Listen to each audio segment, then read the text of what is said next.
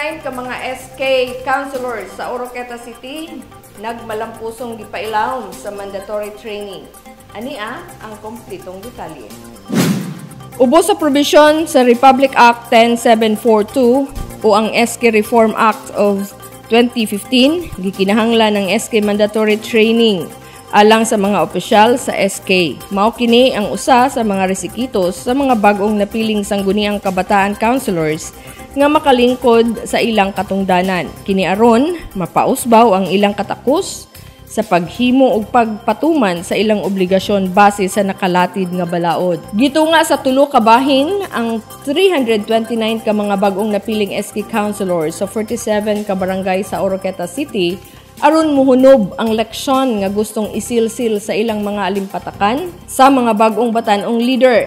Kini nga programa nagtumong aron masangkap og mahimong adunay kahibalo, mahimong mahanas aron mamahimong epektibo nga mopatuman sa ilang mga tahas ug responsibilidad isip piniling opisyal nga maoy mugiya sa kaubang mga kabatan-unan sa matag barangay.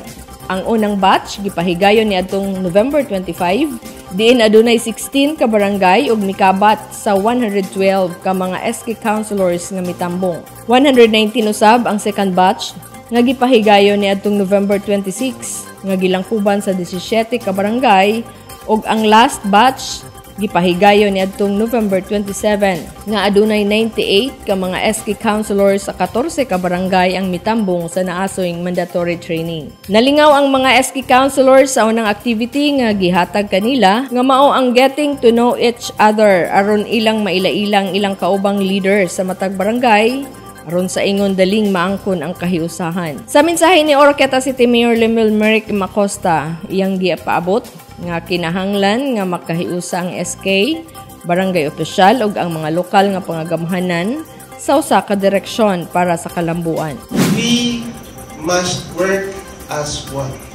We need young leaders like you to exercise real leadership in our community.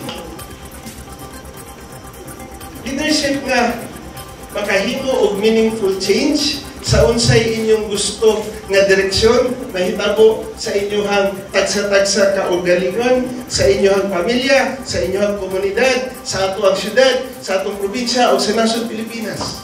Giklaro ni Mayor Acosta nga dili lamang sa pag-organize o kalingawan ang pwedeng mahimo sa Konseho sa Kabataan, apan kinahanglan nga tutukan ang kinatibuk ang aspeto nga mialayon sa programa sa barangay.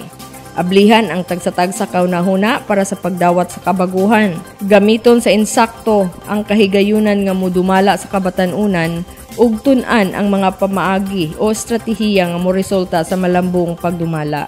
Gipaabot usab ni Chairman sa Committee on Peace and Order ug City Councilor John Claros ngadto sa mga SK Councilor nga mag-uban ang lokal nga pangagamhanan para sa pagpatunhay sa kahapsay ug kalinaw.